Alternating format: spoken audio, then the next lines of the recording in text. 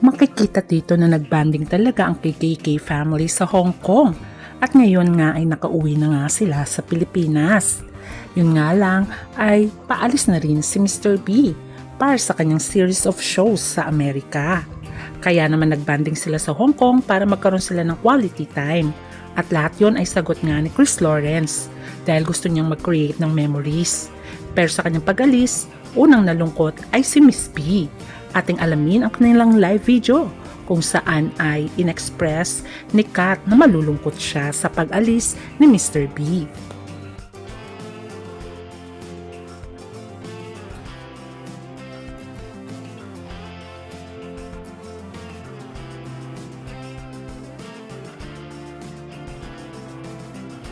Masaya ang bonding moments ng KKK family sa Hong Kong at nagkaroon nga rin sila ng meet and greet sa kanilang mga fans. Siyempre, yun yung way ni Chris Lawrence na ipakita ang pagmamahal niya sa kanyang mag-ina. At the same time, ang KKK family din ay nagbigay kasiyahan sa lahat ng fans na nagmamahal sa kanila sa Hong Kong. Kita mo naman dito kung gaano sila ka-sweet sa Hong Kong.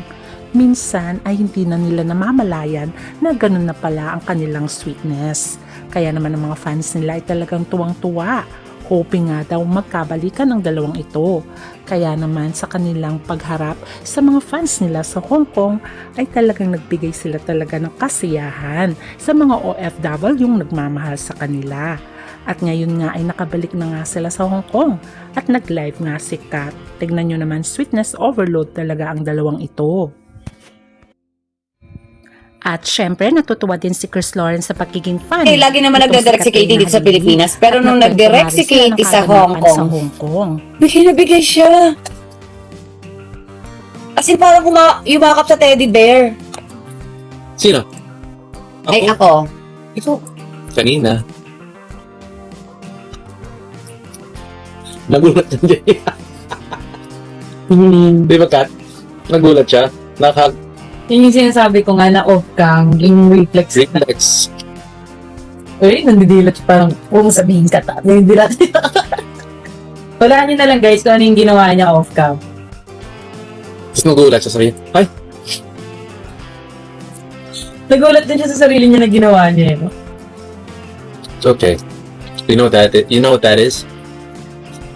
It's the soul moving.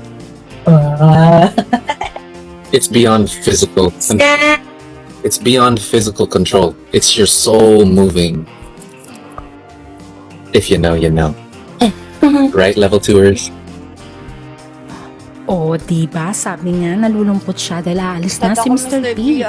Kaya naman, sa pag-empake ni Mr. B, ay talagang sinamahan siya ni Katrina Halili kung saan ay nagkukulitan talaga sila dito at talagang makikita mo ang pagkakamis nila sa isa't isa dahil nga paalis na nga si Mr. B patungong Amerika at Canada para sa series of shows.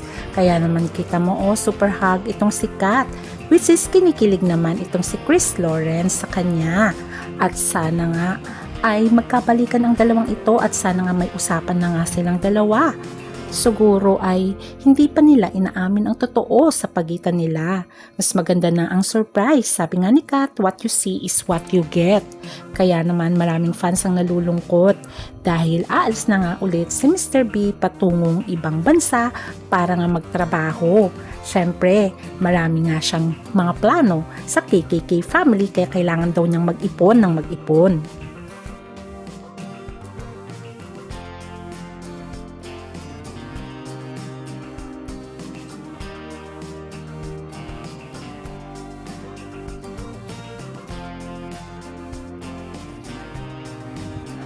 Napapansin nyo rin ba ang sweetness din ni Katrina kay Chris Lawrence nang hindi niya namamalayan?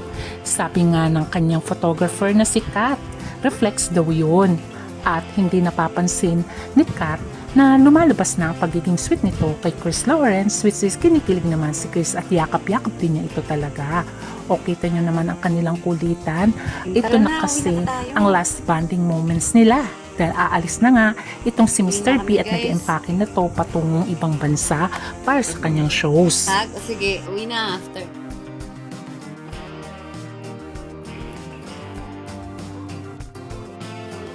Tara na. Let's go. Last night sa Pilipinas ang ngayon. Ano, parang naiyak si Chris. Tsaka si Miss Kat. Parang, Alala. Uy. parang, Alala. Siya. Alam, umalis para din makita na naiyak siya. Alala. Paano? O diba, dinadaan na lang Pero nila sa nakainis tawa pero ako deep na inside ay kasi. nalulungkot si Miss B at Mr. B dahil maghihiwalay sila. At syempre tayo ding fans dahil mamimiss natin ang kanilang KKK family bonding. Pero ganun talaga, kailangan ng sacrifice, kailangan magtrabaho muli si Chris Lawrence para sa future ng kanyang KKK family. Malay nyo bandang huli sila pa rin nga magkatuluyan para lahat tayo ay Guys. happy. Kita mo nga naman, talagang humihirit pa si Chris Lawrence na hug Sige, muna dahil una, gusto na after. umuwi ni Katrina Halili dahil sinamahan niya nga lang itong mag-empake dahil aalis na nga ito patungong Canada at tara na. Amerika para sa series Let's of go. shows. O diba ang sweet nila? Last night sa Pilipinas ang ngayon. Ano, parang naiyak si Nakakalungkot Chris. din dahil Si hindi Miss na Kat. nga makakapag-celebrate din si Chris Lawrence ng Father's Day sa Pilipinas pagkus ay nasa US na sila. Anyways, ganun talaga, kailangan din talaga ng sakripisyo ng bawat mga magulang. Ang importante ay pareho na silang masaya sa isa't isa. Hawak na nga nila pareho ang beat.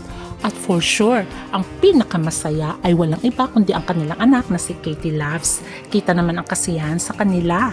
At for sure, alam natin at wini-wish ng karamihan na mauuwi sa kasalan. Kaya naman suportahan na lang natin si Katrina at Chris Lawrence sa kanilang individual careers for the meantime. At suportahan natin ang KKK family. Hanggang sa muli, bye!